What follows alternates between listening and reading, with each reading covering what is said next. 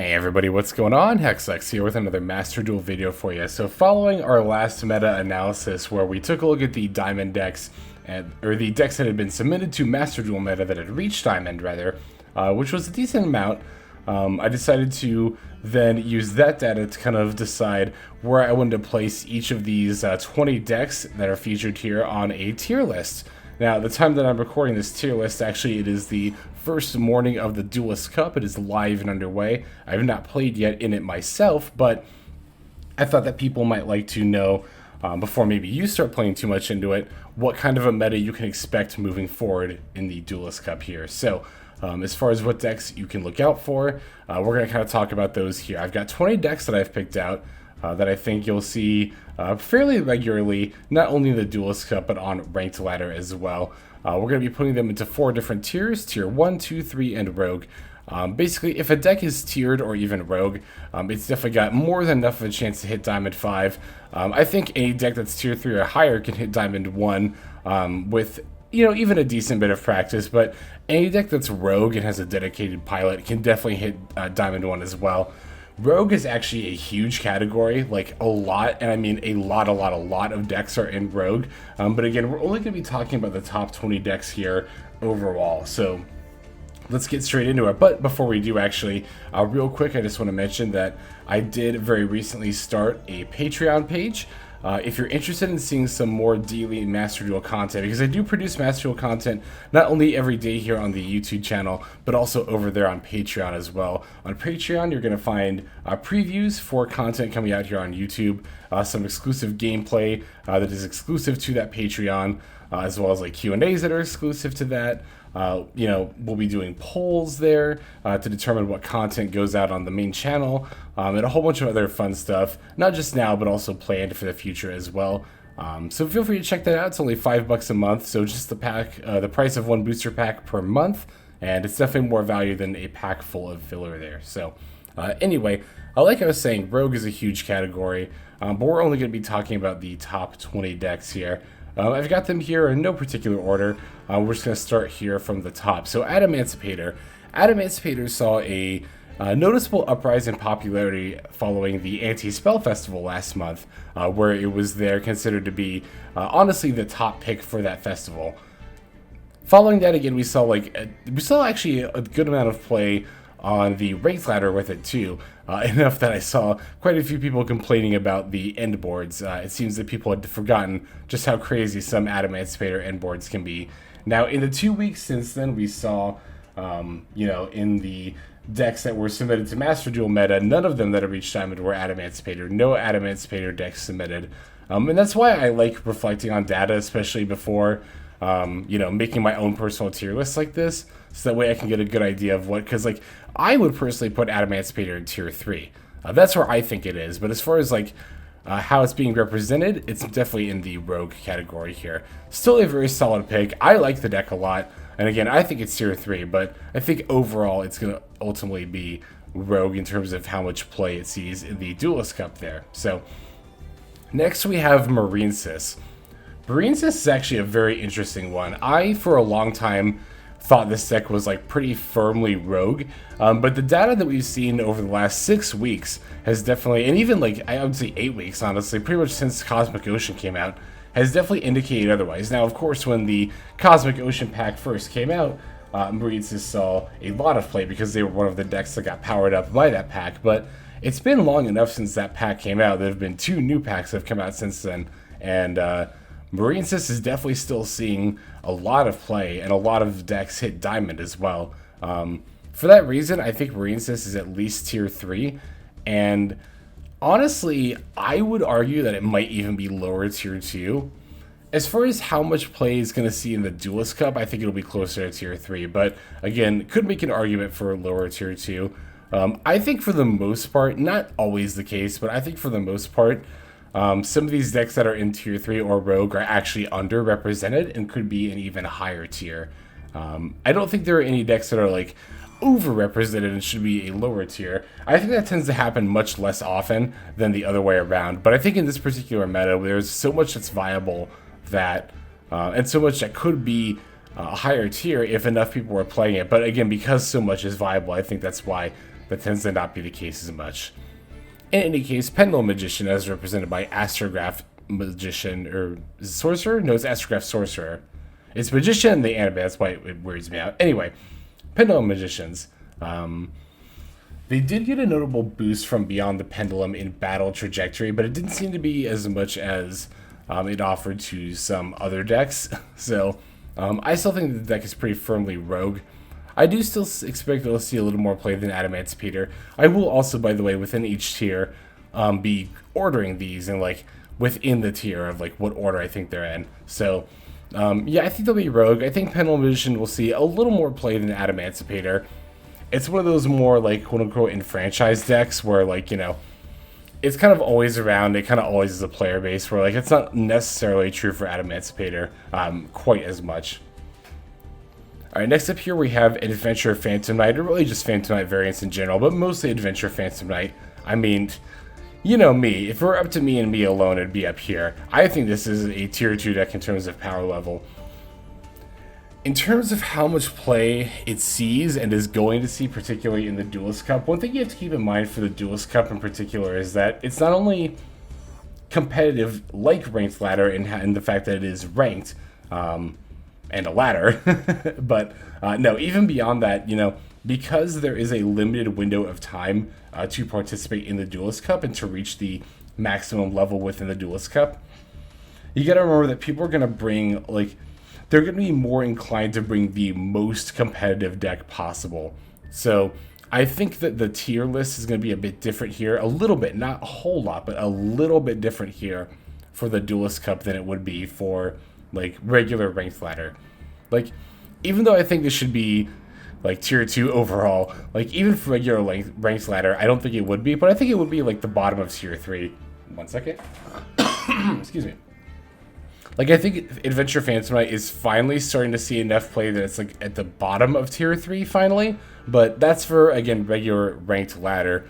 In the Duelist Cup, where I think people are going to be overall more risk averse, like just less likely to take risk overall. I think it's going to be down here in Rogue. I think it'll be above these two, but I think it will still be decidedly Rogue for the time being.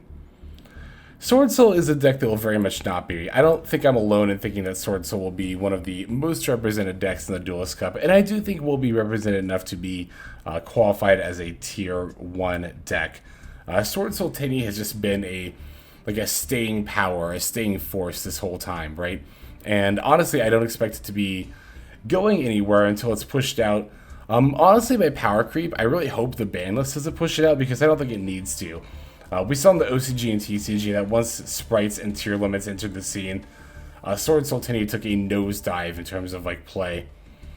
I think moving forward, once sprites, well, it's hard to say because you know we'll have to wait for sprites and tier limits to actually come out. We could hypothesize all day, but we still don't know to what extent those decks will be nerfed, if at all, like Adventure Engine was when it came out. Pardon me. And I think that we can expect that, honestly, given that we saw that was the case for DPE as well, with Fusion Destiny getting semi-limited before, you know, Destroyer, Phoenix, Enforcer hit the scene here. So I think that we will see some, you know, hits to those. I hope anyway. So it's kind of hard to say where Sword Soul Tenny is going to stand moving forward, but for the time being, at the very least, I do think it is one of the more powerful decks at tier 1, and I think because so many people know this deck so well and have so much experience with it, it'll be a safe pick for a lot of people to take to the Duelist Cup, so I would expect to see a fair bit of it there. Now, Spirals. Spirals is one of many decks that just is eternally dancing between tier 3 and Rogue as far as, like, representation, and that's honestly more true of like again regular Ranked Ladder though. Again, if this were regular Ranked Ladder, like I would be maybe a little tempted to put it up here, but honestly I'll put it like I think it's right here for Duelist Cup meta. I think it's a little bit below Pendulum Magicians but above Adamantipator. Spiral did get a notable power boost in a recent ban list with Quick Fix, I believe it was going to 2. That being the case though, the deck does kind of like have like a high skill ceiling, I guess the combos are very involved, which I think is actually ends up being one of the reasons it's not super duper popular. I think Pendulum Magicians will see a little bit more play over spirals, not too much, but a little bit more. So it's definitely Rogue for sure, and I put it here specifically. Floowandereeze. This is actually going to be a very interesting one to talk about because Floowandereeze very recently lost the Wind Barrier statue. So this is one of those where I think representation in the Duelist Cup is going to be particularly skewed, right? I am really, like, for Duelist Cup meta specifically, like, are enough people going to be turning to Floowandereeze without the barrier statue for it to actually see above, like, Rogue status? I don't even know. Like, I'm going to put Floowandereeze in Tier 3. I'm going to put it below Marinesis, though. This might even be the bottom of Tier 3. I think for the Duelist Cup in particular, well, okay, let me say this much. Like, again, if we were doing, like, regular ranked ladder, then I think I'd put Floowandereeze probably at the top of Tier 3, and then maybe Marinesis at the bottom of Tier 2. I think Marinesis is above Floowandereeze pretty much in any case, but if Marinesis doesn't make, bottom of Tier 2, then it would look like this, but Floowandereeze would be, like, closer to the top of Tier 3. For Duelist Cup meta, I think it's going to be at the bottom. Again, I'd even be tempted to put it at the top of Rogue, because I think enough people are going to be looking for a more competitive deck. I think people who would normally turn to Floowandereeze are going to be looking more for something like Numeron, if they want to go the Floodgate route, because without the Wind Barrier statue, like, yeah, Floowandereeze is still annoying, but it lacks that, like, very crucial Floodgate aspect that I think a lot of people who were playing it and who would be more inclined to play it in the Duelist Cup are going to be looking for. That's just my 2 cents on that. So, Endymion. I just did the same thing for Floowandereeze, but Endymion here got boosted by Pendulum, Beyond the Pendulum in Battle Trajectory, just like Pendulum Magician did, but it actually saw more of an uptick in play. Now, the other thing that Endymion has going for it here, I think a little bit unique to the Duelist Cup, is that Endymion had a really nice showing in the last Duelist Cup. In fact, one of the top 10 decks overall was an Endymion deck. And honestly, ever since then, we saw, or at least I noticed, not just personally, but even in the decks that have been hitting Diamond and submitted there, a slight uptick in play for Endymion. So, I don't know. I kind of want to put this in Tier 3, even above Floowandereeze. But I don't know, am I really going to see more Endymion decks than Floowandereeze? I would expect to see about the same number of Endymion decks as Floowandereeze. So I'll just put it right here. I think it'll be in Tier 3, honestly, is where I would put it for the Duelist Cup, and in general, too. Although if this were just a regular ranked ladder, like tier list, I'd go like that. But I think for a Duelist Cup, I'd expect to see like a little bit more Endymion than Floowandereeze. 8-Axis Blind second is a deck that's pretty firmly Rogue. I think it's right here, though. Like, it's a pretty solid Rogue deck. It usually has a pretty decent showing overall.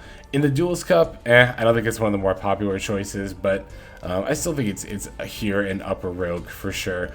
Eldritch, I think, is going to be the I think it'll be like the de facto stun deck that we see represented here in the Duelist Cup.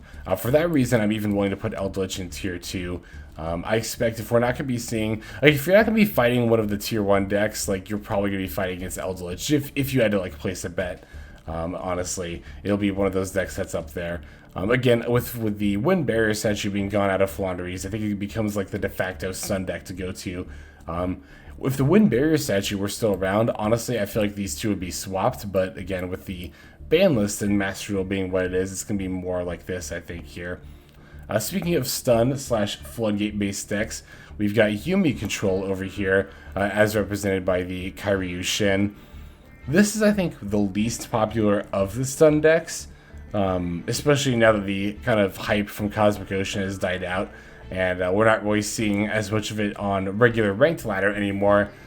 I would expect to put Yuumi Control about here. I think even, honestly, a little bit above Pendulum Magician. I'm willing to put it right there. I think we'll still see a fairly decent bit of it, but not quite as much as, again, the other kind of like stun, floodgate, control, whatever you want to call it, decks, like Eldritch and Floowandereeze here.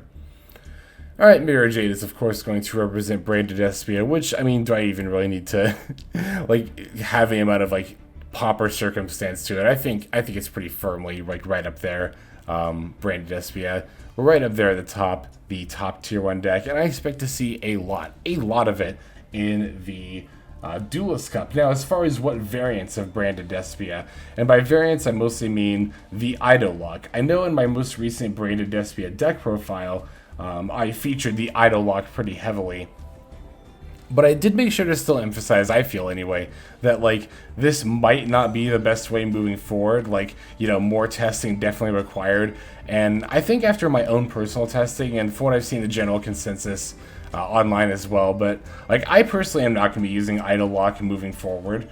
I just think that the deck doesn't need it, and it's not even the deck doesn't need it. That's not the case at all. Because I did see comments saying like, oh, it's egregious, like the Branded Despia is already good, it doesn't need a floodgate, but like it doesn't need it for, it's not a matter of like the deck is so fair it doesn't need it. It's a matter of the deck doesn't need to make that play because that play is worse than the plays the deck already makes. Like putting Idol on the opponent's board, like yeah, it locks them out of summoning or setting, but that's a whole other issue. Monsters, period, which is a very powerful effect. That said, if Ido is outed, then you've lost a whole lot of advantage like for nothing, and you have like no follow-up play. And well, I mean, I guess if you bring back an Alibri, you do have a follow-up play, but still, you have not nearly as much follow-up play as if you would made the normal, you know, the quote-unquote normal play.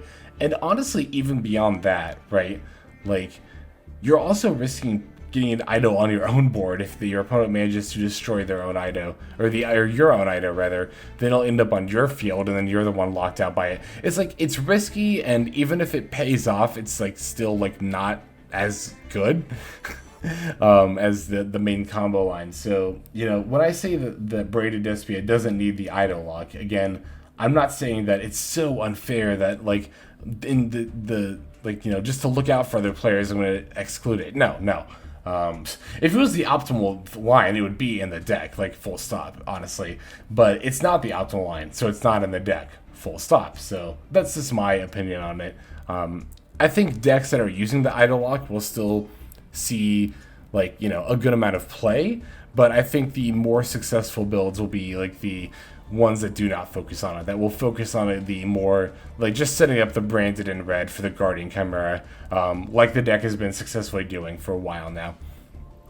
But that's just my whole 2 cents on Branded Despia and how it will be / how I think it should be built for the Duelist Cup there. I'll talk more about that when I actually cover Branded Despia within the Duelist Cup. Alright, so the next deck that we have is Numeron. Numeron, I actually do expect to see a fair bit of play, a fair bit more play in the Duelist Cup, I think, than you would expect to see on a ranked ladder. In a ranked ladder, I'd put Numeron probably like towards the top of Rogue. Even, I don't know, I don't want to put it above Brand or Adventure Phantom Knight. Actually, I think Adventure Phantom Knight in these last 2 weeks, I don't think I know actually, has definitely seen more play in Diamond, or at least more decks represented on Master Duel meta in Diamond than Numeron, or than the Numeron. For the Duelist Cup though, from what I remember, there was a decent bit of Numeron, especially towards the end, like the last few days when people were really desperate to get their like rank up. You can definitely expect to see a lot of Numeron then. So I think overall, I'm gonna put Numeron up here. I might even put it above Flandreese. I think there will be more Numerons than Flandreese in the festival, honestly. I really want to put Flandreese in Upper Rogue for Duelist Cup specifically, honestly. Is that going to be my, like, wild card pick? I think that'll be my wild card pick. Again, I have to emphasize, as I have been doing so far, this is specifically for the Duelist Cup, but I don't think Flandreese is going to see that much play at all in the Duelist Cup. I'll put it at the end of tier 3. I'll keep it there, but it really could be Rogue for this event specifically. But Numeron, I expect to see like a little bit more play over Flandreese, but maybe not as much as it. I don't know. Endymion, I feel like maybe I have a little bit too high. Endymion, I think I will actually put at the top of Upper Rogue. I changed my mind on that. Yeah. This is definitely, I think, a little bit more in line of what I would expect to see here. Scareclaw has seen enough play in the last season, season 11, to just barely make it out of the Rogue category in terms of representation.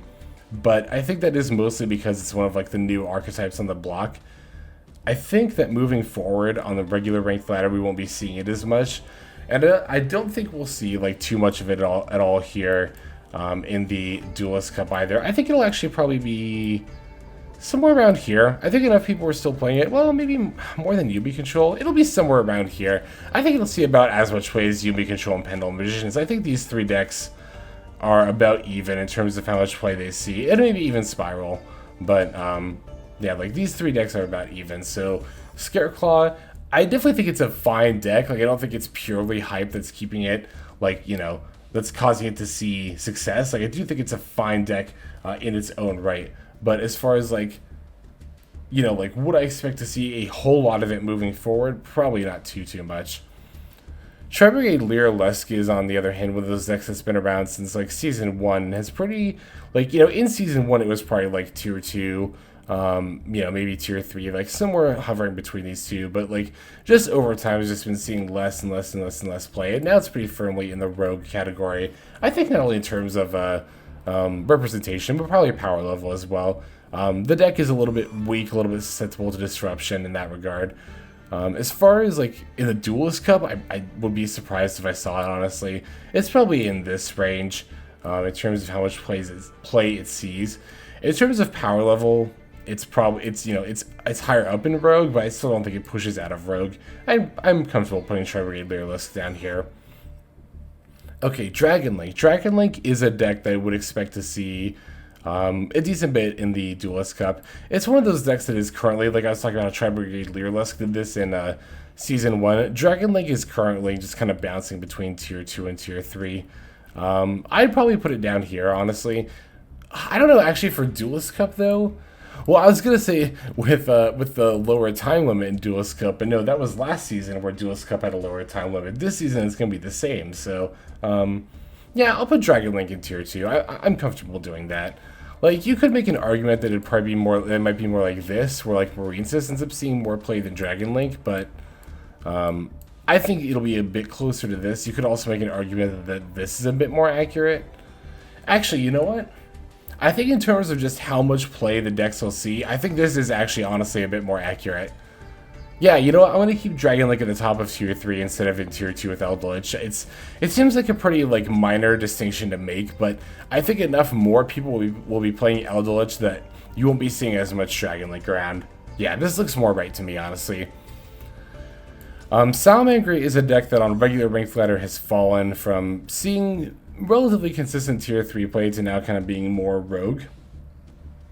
And I would expect that to be the case moving forward. I'm just trying to figure out where I want to put it.